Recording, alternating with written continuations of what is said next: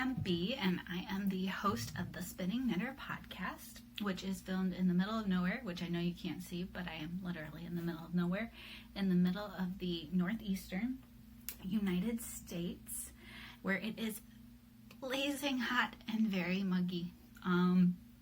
For those of you who don't like humidity, it is 98.98% humidity out right now, which is why my hair is up, because it goes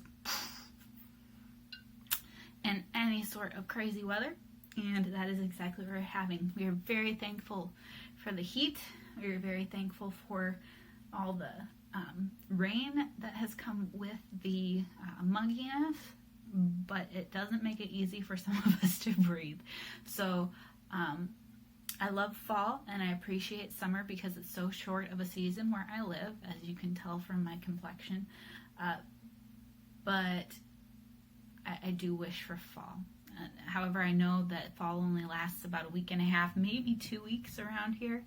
And then it just goes straight to winter and it doesn't warm up again for another 8 months. So I will treasure the hot and the muggy and bear with the humidity that tramples our feelings of self-worth to a certain extent. For those of you who asked, I got a couple of really nice comments on my last podcast, and wanted to let you know that the reason I created the podcast was because I had a couple of friends and a couple of family members who I am now very far away from in terms of physical distance, and they loved to see what I was working on and to be able to touch it and feel it, and they are no longer in the position to do that. And when I was talking it over with a couple of them, they requested that I send pictures or videos, and I figured, well, if I'm going to send pictures and videos to you guys, I might as well just do a podcast, and then we can bring along anyone who loves fiber, who loves knitting, and who needs another human being to knit or spin or crochet or tat or weave by. So that is the intent behind this podcast. It's not a real podcast. That's why it's filmed whenever I feel like filming it and not on a regular schedule, because it's just for friends and family. So if you're watching, hi, you're now considered either a friend, whether it's a close friend or a virtual friend who I send a huge virtual hug to, and I would hug you in person if I could, because that's who I am. So, really quick, I have a couple of friends who love books, and I don't know if she watches this, but Dusky Wolf on Instagram has been one of my absolutely favorite people to work with, both in real life and to watch the little bits of their life that I get to see on Instagram, and I'm glad that she spends most of her time reading and doing fun stuff, but I miss talking to her in person. So, Dusky Wolf, you know your real name. This part today is for you, because I got a book that I would love to be discussing with you in person and reading alongside you in person, but it is by Neil Gaiman, and I'm sure you probably heard about it. It's Norse mythology, and I think you would absolutely love reading through this book. Obviously, it's regular lit, it's mythology, it's written really well. The writing style is very apropos for Norse mythology. Neil Gaiman has his own special way of writing, and he's very articulate while not seeming to go too far over the reader's head, while still introducing you to some vocabulary you may have lost. And oh my gosh, this, like, the way he presents Loki and Odin and Thor and Sif and a bunch of the others, Heimdall, they're figures of legend, but the way that he characterizes them is, even though they're immortal and they're supposed to be gods and divine, he brings out the perfect level of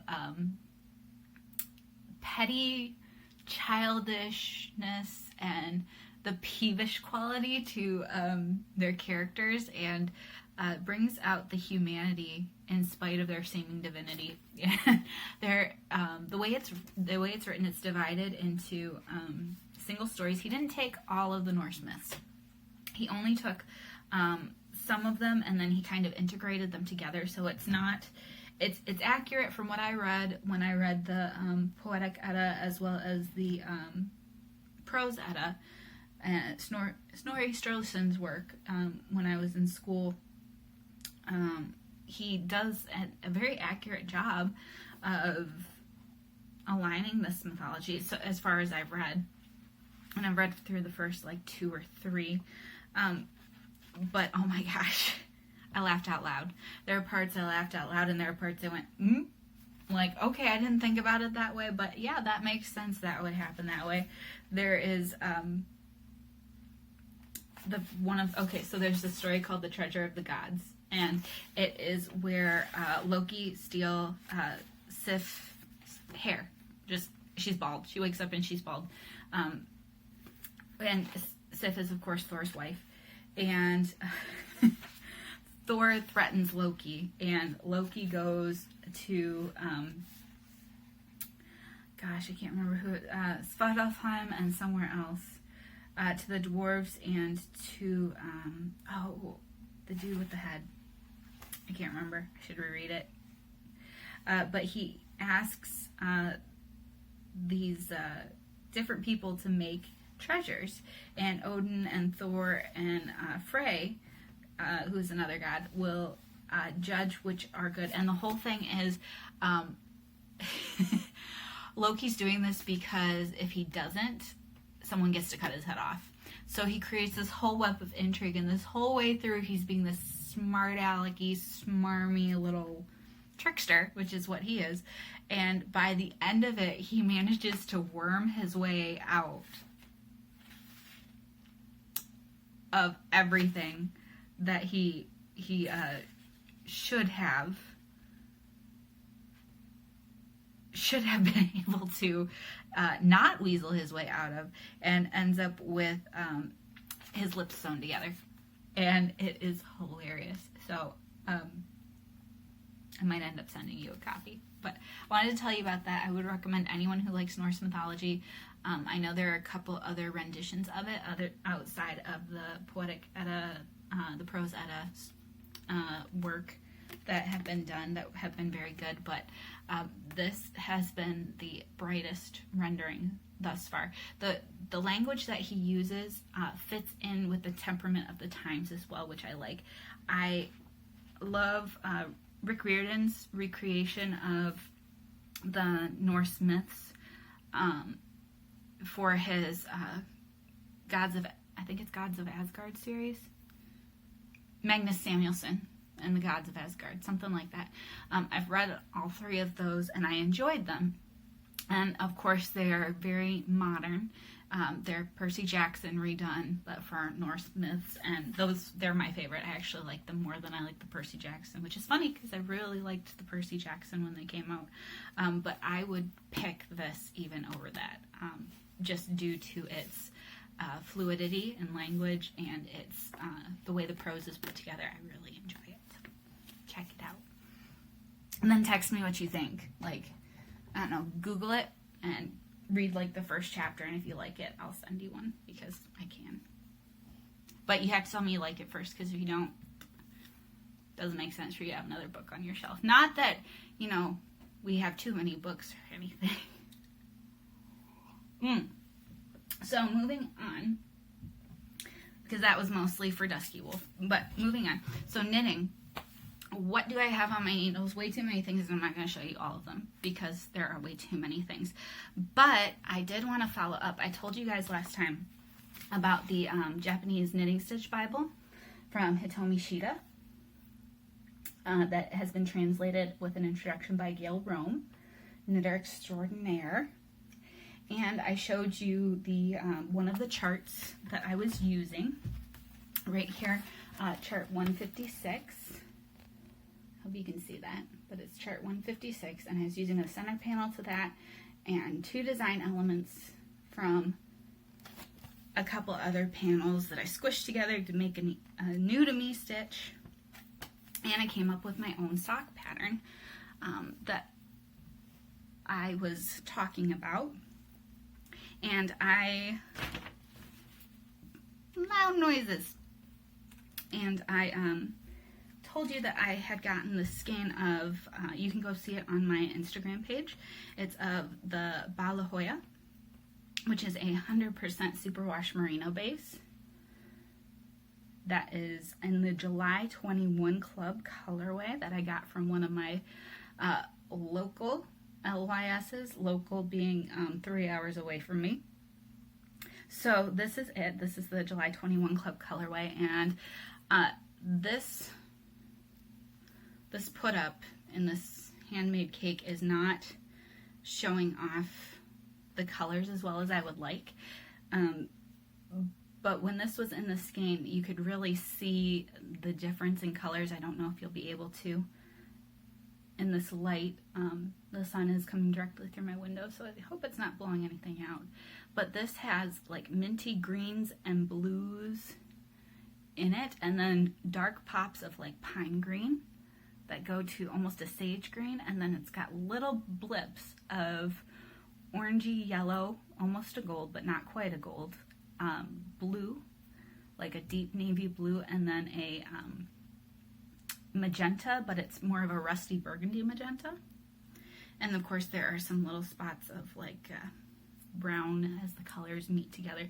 But this is one of the prettiest skeins that I have ever seen, and I would really actually like a sweater out of this particular colorway. I don't know if I'd be able to get enough, but this colorway I really like.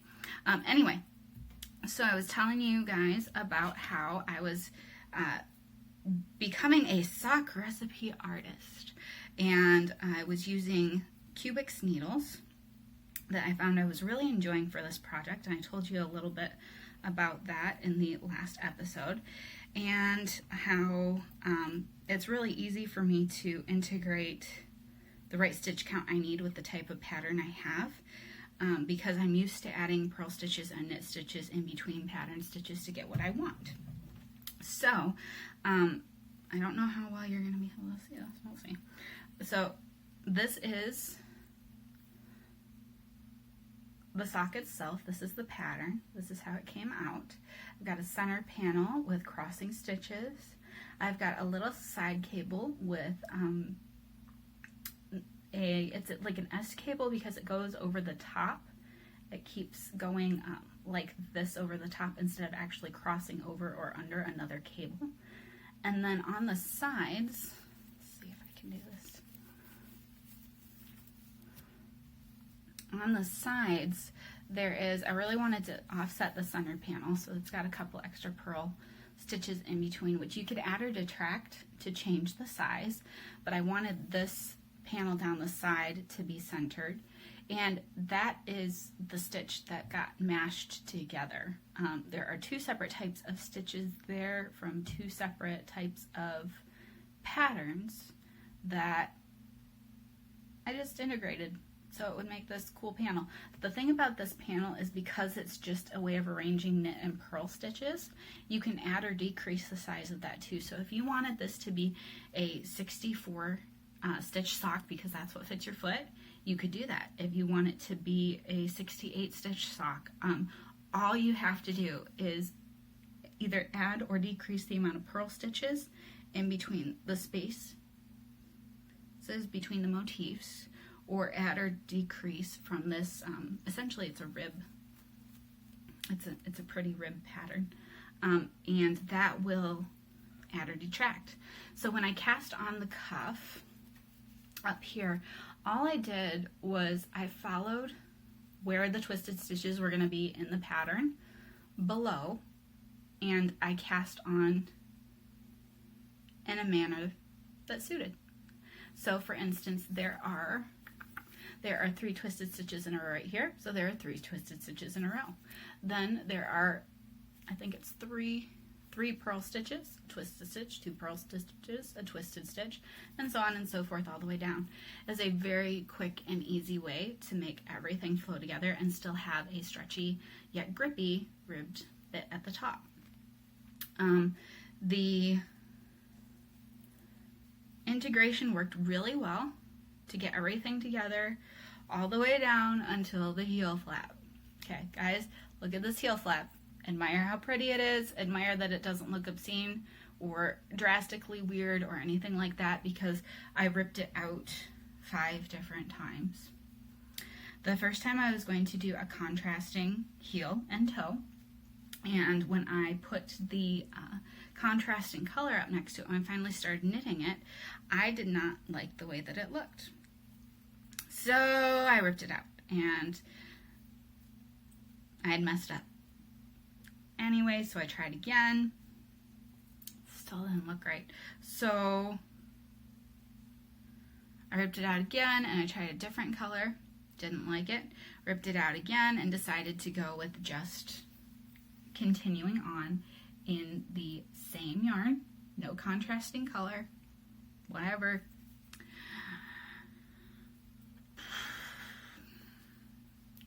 I picked up all my stitches for the gusset.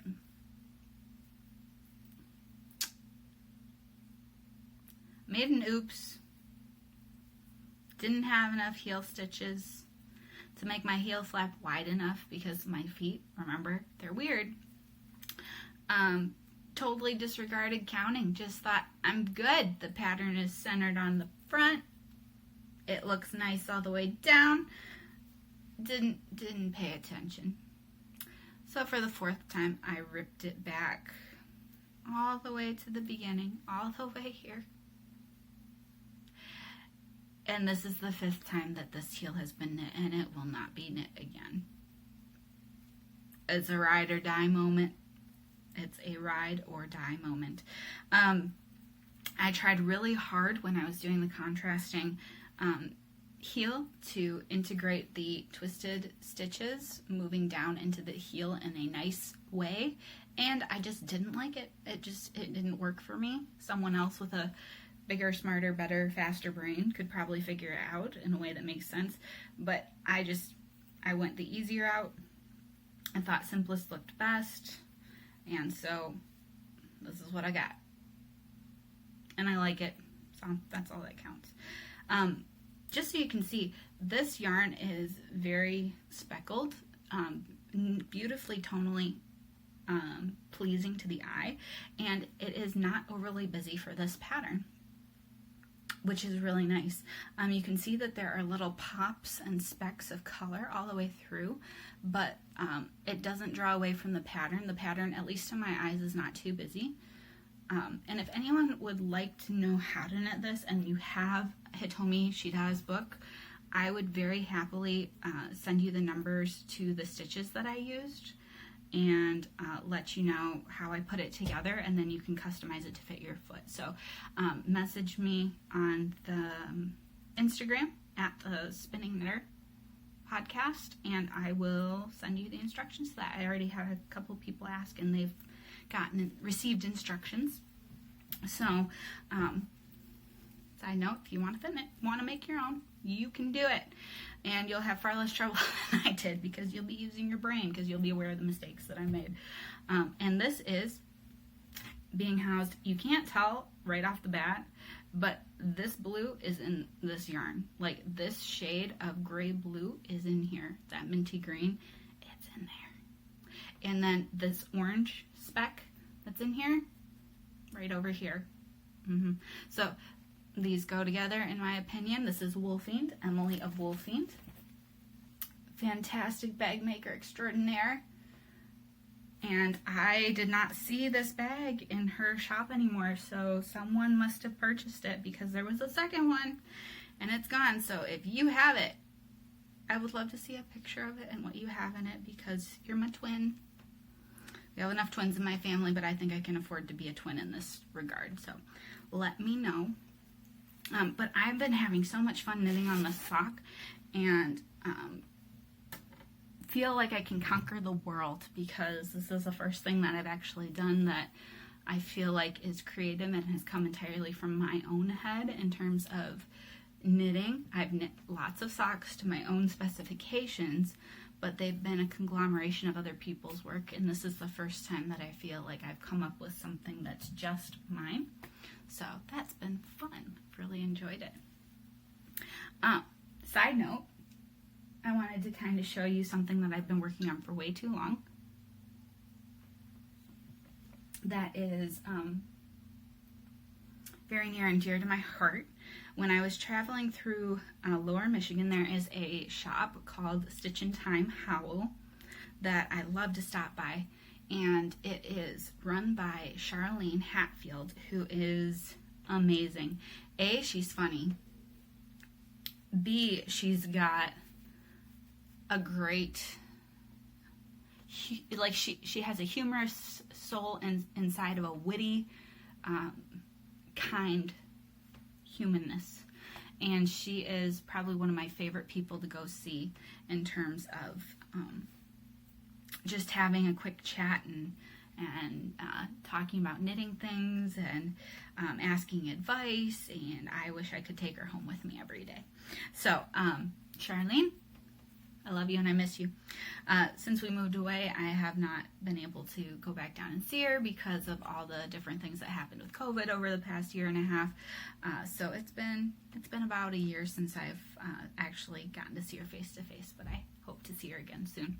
So these are the spring mint pattern. This is a half finished object. This is the spring mint pattern, and I cannot recall for the life of me the name of the person that it's by, but I temporarily lost the pattern, and until I temporarily recover it, I can't remember where I got it off of, but I think it was off of Ravelry. And it is a very basic, very simple pattern. It does use 3 colors on some rows for Fair Isle, but it is super fun and super easy, and the lady who wrote it gives great advice on how to deal with some of those things. This is the first one that I did, and the second one, which I'm working on and I don't have with me because it's in my car, because this is car knitting for me, is looking much neater. The cuff doesn't flare like this because I did it correctly. This is the first actual mitten I've knitted. I've knitted hand mitts before, but always with a very ribbed cuff, so I've never had to deal with this aspect of it. And I very rarely put fingers on anything, so this is my first real thumb where I go all the way to the tip, like first real thing, and it fits pretty well. It is out of Jameson and Smith, and I believe I think it's Spindrift, because I got this from Stitch in Time, and it's a jumper weight of some sort. I know that. I know it's 100% Shetland, and that I really, really like it. The colorways are, in terms of names, Granny Smith is that Granny Smith looking green, which also reminds me of avocado for some reason. The dark green is pine, which looks like pine. And the pink is dogwood. I will put the numbers across the screen because I don't recall what they are. Don't. But they worked really well for this pattern. The only thing I would say is that this is the large size, and you need to remember my hands are large, and I wish I'd known more about what I was doing, because my fingers are a little squishy at the top. Like, they just fit, but I'm afraid to actually wash these because I know they're going to shrink just a touch. And while I feel secure in the thumb because of how I knit it, I do not feel secure with the space for the tippy toes up there. So we'll see how this washes. I know it will wear well. I know Jameson wears very well, and this has not pilled or done anything at all. And it's been in and out of bags. It's been trampled on in the car. Everyone at work has put it on their hand and tried it out because they all saw me knitting on it and wanted to know what it was. So they've all put their hands in it, and it still looks exactly like it did before everyone did that. So I know this will wear like iron, which is great. One thing, I'm going to show you this. not out of shame, but just because I can't. Because it makes me laugh inside. I don't weave in ends if I can help it, ever. All these here, all these things, every single one of these, they're gonna get cut to like 2 inches, and they're gonna stay there. The only place it's not gonna happen is the thumb. I'll take the time to do that properly. But I want you to see, there are definitely some places that I made, this is not my first time doing Fair Isle, but I made some mistakes. You see that? Definite mistakes. But there are other places that I did a really darn good job. Like, I did a good job there. Look at that. It's nice, it's even, it's all holding together. And in some places it's triple stranded. So, anyway, I like these. I wanted to share them with you. I'm working through the other one, and hopefully I'll have it done in time for winter, which is just around the corner. Boo. That's okay. We'll get through it. Speaking of getting through things with fun, Spin-Off, the Fall 2021 edition came out. I haven't even opened this yet to look through it, but look at the cover. Just look at the cover. Look at that. You see it? Look at the colors. I don't know if they're blowing out or not, but look at the colors.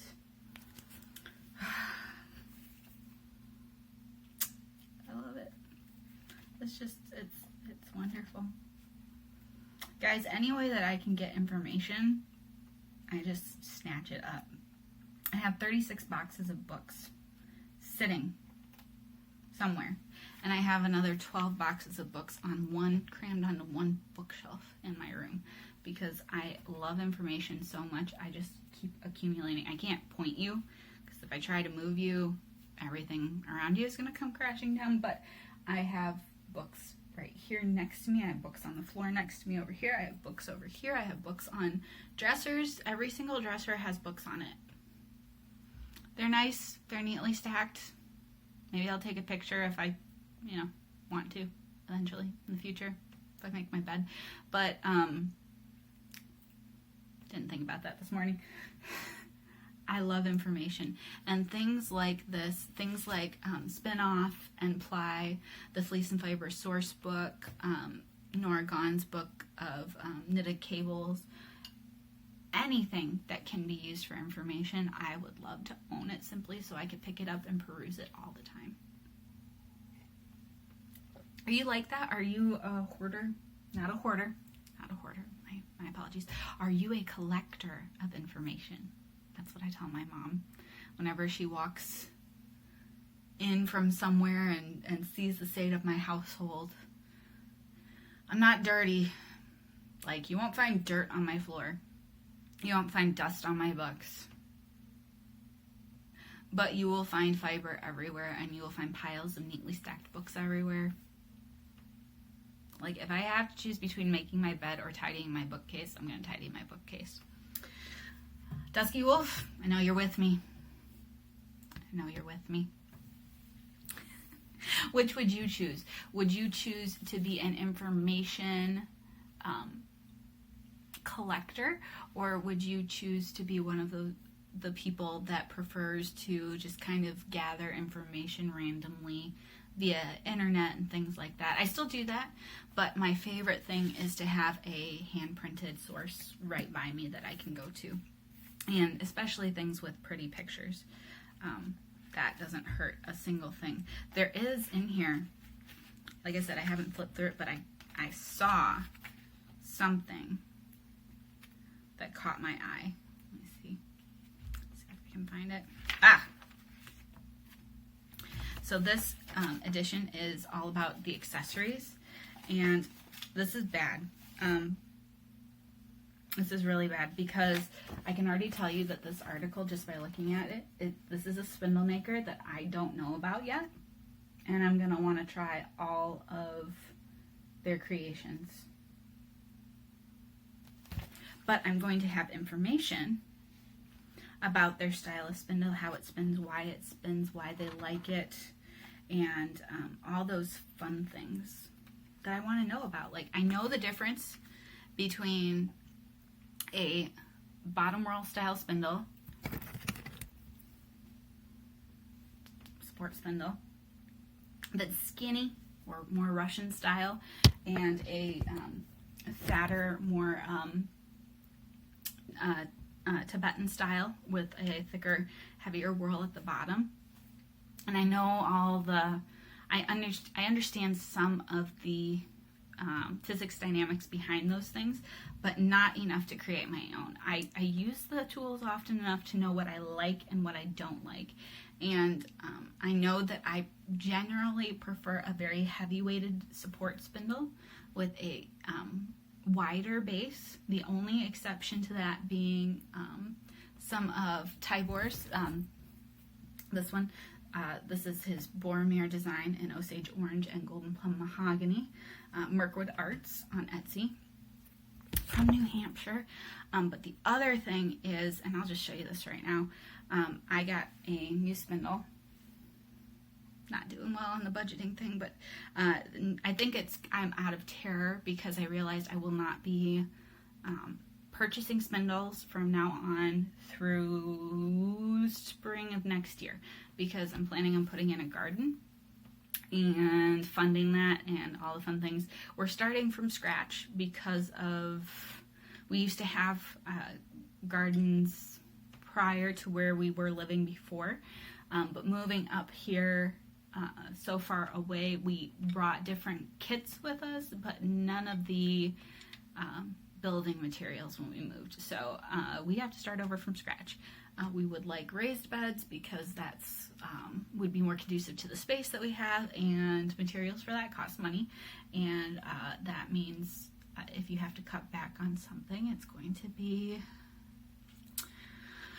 partly the crafting budget. So in blind terror, I hit a Enid Ashcroft update, which I'm waiting for the spindles from, and I will show you as soon as I get there. But also, I happened on a Mingo and Asho update. And this beauty was sitting there waiting for me. One of the things I like about Mingo and Asho is every single thing that they do is different. So this is one of their dichronic whirls in emerald. The dichronic is the glass with the little bubbles in it that form shadows and different things like that. But I love how they, I don't know if you can see this wood real well, but each spindle is wood burned in a unique way. He uses some similar landscapes for each one, but they're all beautiful and unique. And the way that they put the woods together are just, they're glorious. And this, you would think, because of all the beautiful wood in it, there's, I know there's rosewood, I think cocobolo was one, cherry, maple, pine, and something else. This is, if you were to take the whirl off, this would be so lightweight, this shaft. Like, can you hear that? This would be so lightweight, it would be like one of those old school pointers. Not the kind that a conductor uses in an orchestra, not with the weight behind it, but like one of those little ones from Anne of Green Gables. Not the ruler, but in the books, if you've read the books, you know what I'm talking about. Anyway, one of those little thin sticks. Like, it weighs so little, but then you put this heavy glass bottom on it, and it goes forever and ever, and it spins true and forever. And I just love them. And the beautiful thing about Mingo and Asho is each spindle comes with its own bowl. A couple of years ago, they switched to designing heart-shaped bowls instead of their regular. They used to do round, just regular round glass bowls, and they've switched over to doing hearts, which are really cute. And each one goes with the spindle that it's come from. So it's, I think it's, I don't remember exactly, but I think it's, they take the same glass. They make enough for one spindle and then enough for one bowl. And they're beautiful and they work stunningly. So this is new to me and so much fun, and their shipping is extremely fast. I ordered this and got it 2 days later. Somehow through USPS. It's a miracle. Don't know how, but they did it. And on it, I'm spinning up some Greenwood Fiberworks in the Sandpiper colorway. I believe it's Sandpiper colorway. Yep, Sandpiper colorway. And it's 50/50 yak and silk. I should hold this up so you can see it. So this is Greenwood Fiberworks. This is the logo. It's a cute little sheep and colors. And there you go, 50/50 yak silk in the Sandpiper colorway. This is one of the colorways that just drew me to her dyeing because they're so pretty. I don't know if you'll be able to see them in that. So this is the first color. The first color is a dark blue. Then the second color is a blue gray with a little bit of brown. The middle one is gray and brown, and then the third one is a darker brown swirls with some lighter brown in there as well as gray, and then the fourth one is a beautiful dark gray. But with the way that the yak and the silk dye up and work together, there are just so many different hues in here of one color. I posted recently on the Spinning Knitter podcast Instagram page a picture that shows you the true color of this blue. This blue is not going to show up correctly on camera, but it is very vibrant, and you can see in that picture there is brown from the yak, and then there is the gray and the white of the silk, and the way they both take dye distributes the colors so differently. I have right here, this is a little Enid Ashcroft. This is a tiny Turk. It's a midge, technically. And this is out of Karelian Birch. Or Karelian Wood or Monsieur Birch. Depends on where you're from, what you call it. And I don't remember what the shaft is. It's not, it might be ebony. No, it's not. It's something dark and mysterious. Wenge. Dark and mysterious wenge. So that, anyway, this is the little Turk that I've been spinning it up on, which is just a beautiful Turk anyway with the grain. And it has Enid's phenomenal sense of perfection and spinning in a completely centered, completely balanced manner. And you might be able to see that, you might not. It's not as thin as this particular fiber can go, but I've been having trouble with this fiber. Yak is very short, very fluffy, and very downy, which I am loving and appreciating. However, the spinning style and I are fighting because silk is long and slippery. And if I were spinning just yak, I would be spinning woolen long draw, like English long draw, and doing a second set of drafting to even out slubs. With the silk, if I were doing silk, I like to spin just silk in a worsted manner and keep it very thin and very fine. So I'm really struggling with how I'm spinning this up. So on the Turk, I'd spin a short forward draw, which has been working fairly well for achieving consistency. However, a supported spindle is not a Turkish style spindle, and you're forced to do long draw on it, which has been causing me some consternation of soul, because there are some parts in here, and I think I've covered them up already.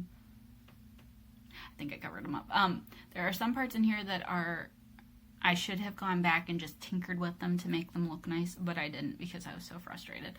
The rest of it has been drafting. I've kind of sort of gotten the hang of it. It's been drafting at this rate so that I can get this diameter of a single, which I like. I do want this to be fairly thin. It's going to be a 2-ply, and I want it to be a nice, delicate, lacy shawl. If I can manage to get through spinning it. And I'm enjoying spinning it, but I am hating spinning it at the same time because I'm fighting with it. So I did some testing over the past couple of days, and I realized that if I stripped my roving down to about yay big, about a finger's width, and just took this width of roving, I was doing a better job of drafting and had better consistency and got less angry at the slubs. Now, the cut back to that is I prefer to spin across the top. I don't like pulling things apart. I don't like prepping things. I like to just spin and go. Not because I have a bias towards other things, but because I'm lazy and because I don't want to put in the extra effort. Having said that, now that I've kind of come to an agreement with the way that these fibers play together, and I've gotten a little bit less frustrated with it over the past couple of days, I think, I would buy this blend again, especially from Greenwood Fiberworks, because it is beautifully prepped and delightfully dyed. I mean, it's luscious, and if you could feel this squishing it, like it, you could compact this down into a very, very tiny little ball because there's so much air in here, and it's lovely. I would buy this blend again, and I would spin it again. I would just know what I was getting into this time, instead of going in blind and spending 3 months of frustration before figuring it out. I should have gone to interwebs and sources first before frustrating myself to death, but I didn't want to because I wanted to do it on my own, and it's been a lesson to me. Next time I'm just going to Google it. I am just going to Google it. So in terms of spinning, I do have acquisitions, which is not a good thing, but they're beautiful, and when you see them, you'll be like, I know why you got them. So you all know that there are specifically 3 spindle makers that I love. Liz Daly of Greensleeve Spindles, Enid of Enid Ashcroft Spindles, and Galena of Carrie Cherry Spindles. So I got, since the last time I talked to you, I purchased and received several of Galena's spindles. Shipping between Russia and the U.S. has gotten a heck of a lot better, and it was never poor to begin with, but at the height of COVID, it did take one package up to 6 months to get to me. It has now been, I think the quickest one got to me within a week, which is fantastic. And it has nothing to do with Galena or Carrie Cherry, so that's just the shipping between the countries. And it has gotten so much better. So really, the shipping around the world it's a notable difference from the past almost year and a half, almost 2 years now.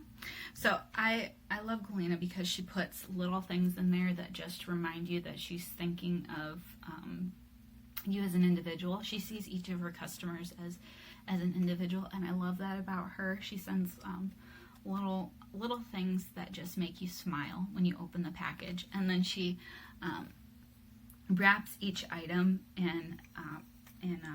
paper and ties it up with a little bit of yarn with a nice little bow, and just, she makes you feel special. So I received 2 spindles out of bird cherry from her. This one is one of her small spindles, and I don't recall how much they weigh, but this spindle is lighter than this spindle. Like, I don't know what it is about the bird cherry that is sourced by Carrie Cherry, but it is beautiful and unique. This is probably my favorite. I would have to say this is my favorite type of cherry. I love any cherry anyway. I like it burled, spalted, it can be bird's eye, any type of wood that is cherry. I like it. Something about it that it just speaks to my soul. I think it's because my grandparents had handmade cherry cabinets growing up. Probably that. But look at the markings on this. They are so unique. And each of her spindles is unique. No 2 are the exact same because they're made out of real wood. But this is the size small. And then I got a tiny Turk, which I'm spinning some of my Eichenspinnerin from Gayle of Eichenspinnerin on Etsy. Her bat of Merino Vola and Shida, merino and silk. And so this is the other one, and I already put stuff on. I couldn't help it. Look at it. Look at it. I couldn't help putting stuff on it. Look how pretty it is. This is my, so I have another tiny Turk in bird cherry that is beautiful and lightweight as well. And then this one, I think anytime she puts up bird cherry spindles, I'm going to be in danger of wanting to break any sort of restraint on my budget and just purchase them because they're wonderful. So, and I wanted to show you, Galena, her spindles come in a very special way. So there are 2 different types of tips that you can get. There is the tip with the hook, and then there is the regular pointed tip. And you can pick whichever one you want. Not every spindle comes with 2 shafts. Some do. Some only come with 1. You just have to read the description before you purchase it. But she offers spare shafts. So should you ever break one, and I have not, however, I have ordered replacements just in case because I'm me, in each type of wood that a spindle is made from. She sells the option of different size shafts with either a hook or without hook as replacements that you can buy, and I think they're about $3 US, and it's so practical and nice. It gives a lot of peace of mind. I really enjoy that she does that.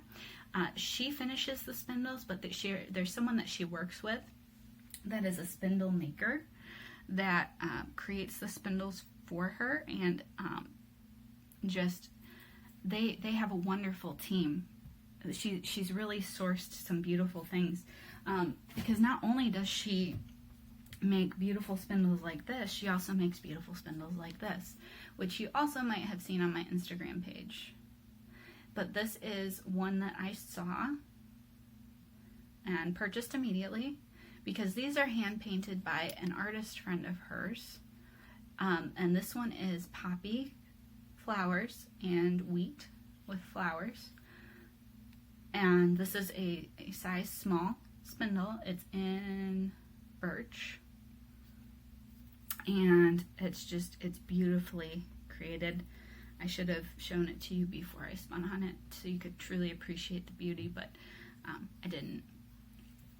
And she will include little things like, this is roving that she made on her drum carder out of different types of local wool that she's found. She's very into looking for and sourcing local breeds and local farmers, and you can watch her on her Instagram as she's gone through different trials and tribulations of ordering fleeces and finding some that have just absolutely gorgeous locks and quality and structure to them. And then in her last one, I was able to catch a live video of hers, and there were actually the fleece she was shipped had leather beetles in it. And thankfully she did the right thing, because I didn't see the part about the bugs. I came in too late for that, so I thought the fleece was a little bit short, but it could be something that was woolen spun. But thankfully somebody else had seen the bugs and knew that they were leather beetles and that they eat protein fiber, and she very quickly took the fleeces outside and was able to dispose of them or send them back, I can't remember which one, and receive a refund, which I'm very thankful she was able to do. But she works so hard and sends these beautiful little bits of bat.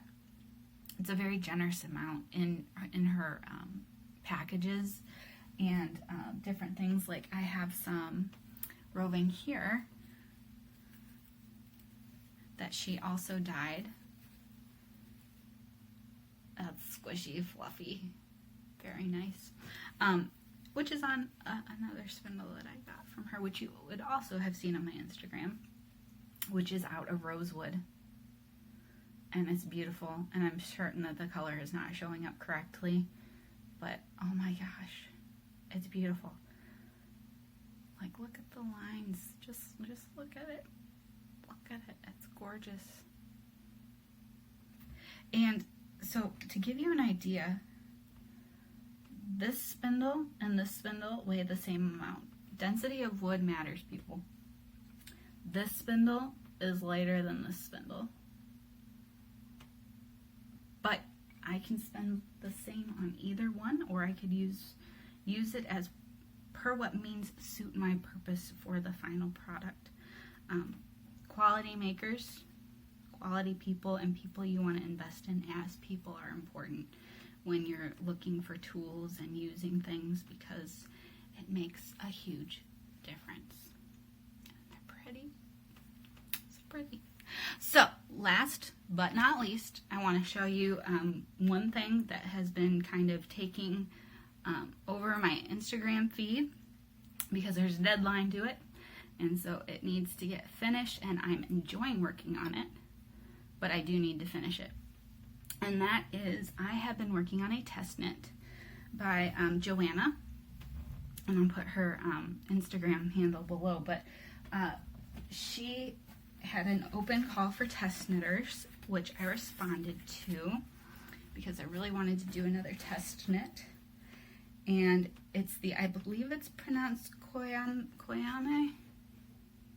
I'm not sure, I forgot to look it up, but it's a pullover design that she came up with, and her designs have a gorgeous simplicity to them, very clean lines with details that pull everything together, and I love her work. I've been following her for a while now, and I was just so stoked that I was able to be a part of her test knit, that she accepted me as a test knitter. So, I am housing in my Walmart purchased very handy canvas tote that only cost me like $5, and it's cleanable, and it's a neutral that blends in my room. Anyway, it's currently being housed in that, and I am knitting it out of ístex Plötulopi. They call it white. It's not white. The basket is white. This is not white, okay? This is not white because paper. Paper is white. That's not white. That's natural. It's like a cream. It's not their cream, but it's like a cream. So, Plötulopi, which I'm sure most of you who are in the knitting community have heard of and know about, is an unspun Icelandic wool that is very airy and light, and it comes in plates like this,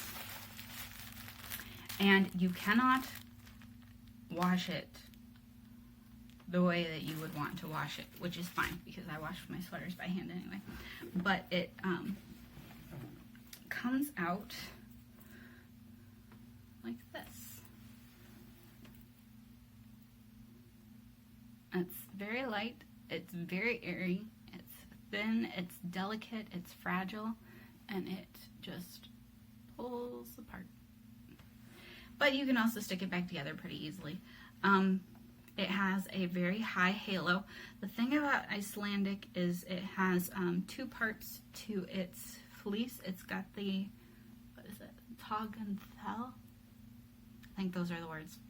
I think the thell is the soft under part, and the tog is the more hairy fiber. The fiber that's more like hair, that guards the sheep from the different elements. And they take both and they blend it and create this beautiful, hard-wearing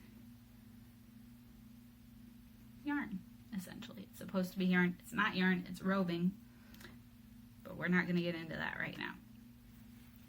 So I have been working on this.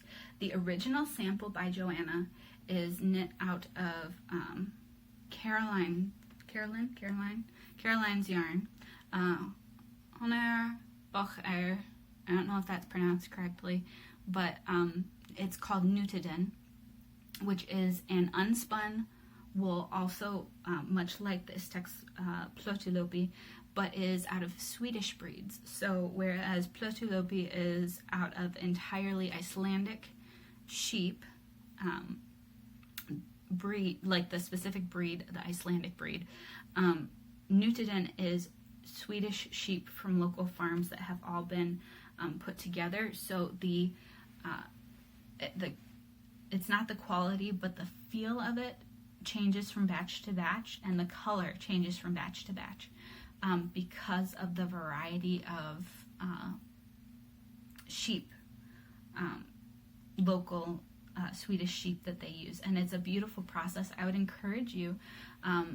Caroline has a Patreon account for her business that I had the privilege of getting to see a couple of her podcast episodes when she first started, and they are beautifully filmed, and she is a wonderfully soft-spoken yet firm character to watch that describes things very gracefully and very well, and is just a very natural human being, someone you would want to talk with all day long, I think, and just be calmed by. I think she's a very calming person to be around.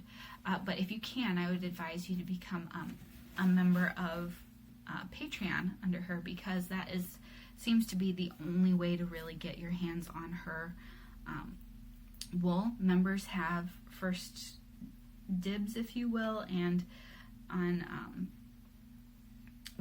the wool collections as they come out, which is different colors. They come out with different color sets every year, and when they're sold out, they're sold out. When they're gone, they are gone.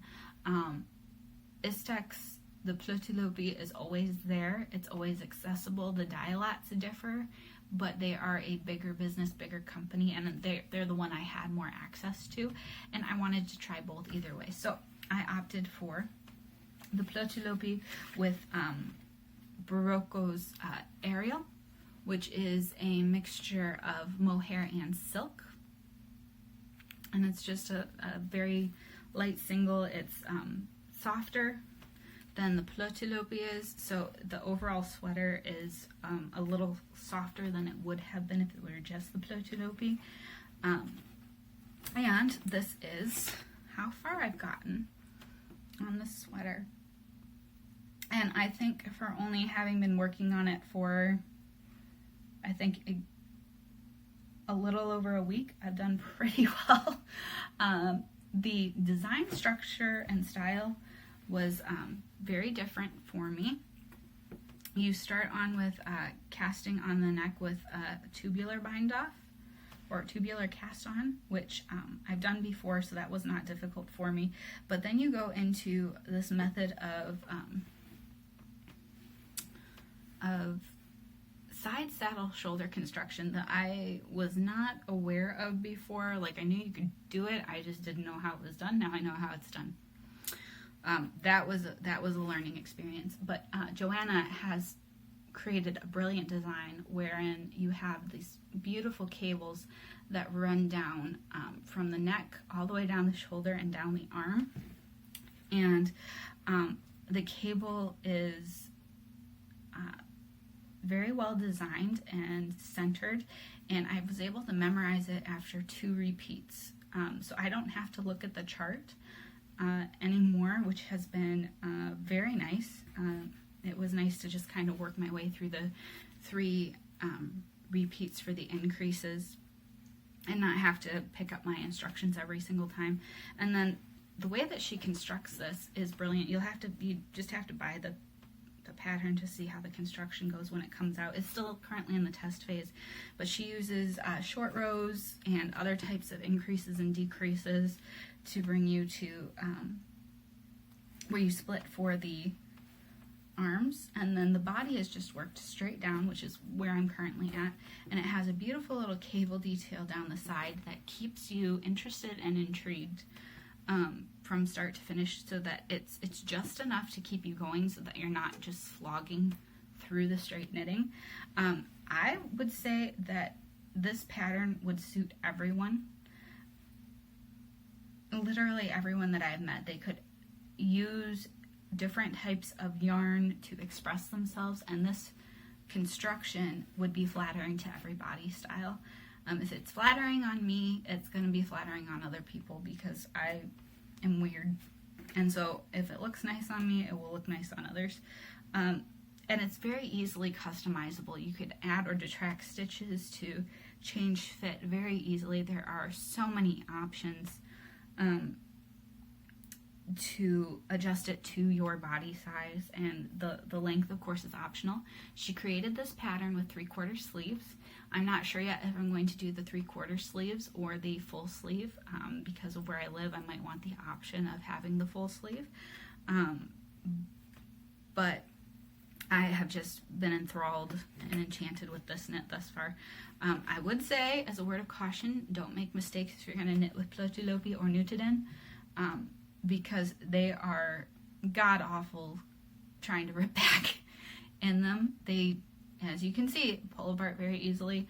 The Barocco Aerial has helped, and I've made 2 little fudgy mistakes that I was able to rip back and get to before I'd completed a full round. And so because of the Barocco Aerial and the strength of the mohair and silk, I was able to pull everything gently out. But Plötulopi and Nutiden, because of the length of staple of the actual fleece itself, is very difficult to pull back because the strands, the halo, that's the right way to put it, the halo that surrounds this, I don't know if you'll be able to see it, but the halo that surrounds this is huge. It's literally, it would be like trying to mess with your hair that's super long and then try to rip it out after everything's gone. Because, I mean, so look at, can you see this halo right here? Can you see that? I wonder. It's just, there's halo. Because, hello everybody, hello. Old Colgate Comedy Hour commercial with Dean Martin and Jerry Lewis. Love them. Anyway, be careful, don't make mistakes. Long and short of it. Her pattern instructions are very clear, very well written, and you have to pay attention, because the mistake that I made was because I read too quickly, and the instructions were perfectly logical and right in front of my face, and I misread it. That's it. I'm a reader, but I misread it. That was totally on me. I was not the only person who did it either. We both missed the same option for, there's a space where you have to remove a marker, and then there's a place where you have to slip the marker, and then there's a place where you have to add a marker, and I missed it. I did. And so I didn't miss any going forward from there, because it was terrifying ripping back. But I'm very excited about this. I'm hoping to be done with the body hopefully by the end of today. And we'll be on to the sleeves. And unlike other people, sleeves are not Sleeve Island to me. I love sleeves because they go so quickly, because they just go round and round and round and round and round. And I like it. So check out Joanna's page on Instagram, because she has designs for everybody. They're simple with details that make them beautiful. Like I said, they're suited to every body style. They're easily customizable, and she's a very thoughtful designer in how she's put things together. And it's fun to try different types of construction. So check her out. I know I said last but not least, Plötulopi. Everywhere. Plötulopi does shed when you're knitting with it, because it is unspun, so the little fibers fly everywhere. Don't knit in a dark shirt.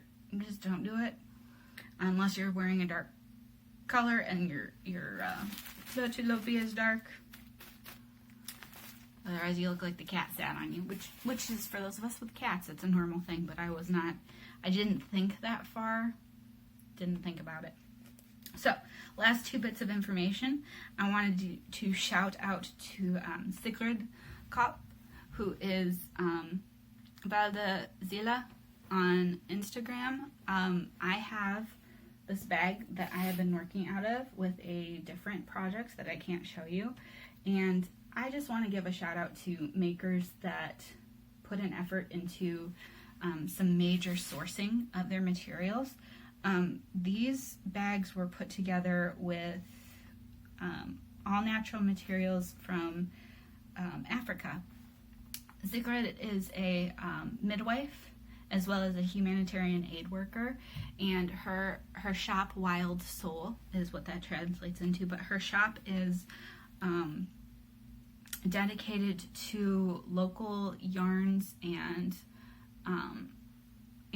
organic yarns and different things like that, and they're all organically hand dyed, and with wild plants and different things like that. She's very thoughtful about how she sources things, and we don't talk about that a lot, I think, and it's not something that you only buy from people who do organic, or only buy from people who do specialty things. There's a place for everyone, and every type of material in the crafting world that is not hurting or harming someone or the environment, and we need to be aware of that. But there are special people who go way above and beyond to provide things that are beautiful and safe and that help others on a completely different level. And so I have this bag from her. It's unique. It's one of a kind. These are hand-painted fabrics that are very rare and very special. No two are alike. And put together in this bag. This is natural linen, I believe. And the inside is a printed cotton, and just very thoughtful. So check her out. Just wanted to show off this bag because I love it so very much.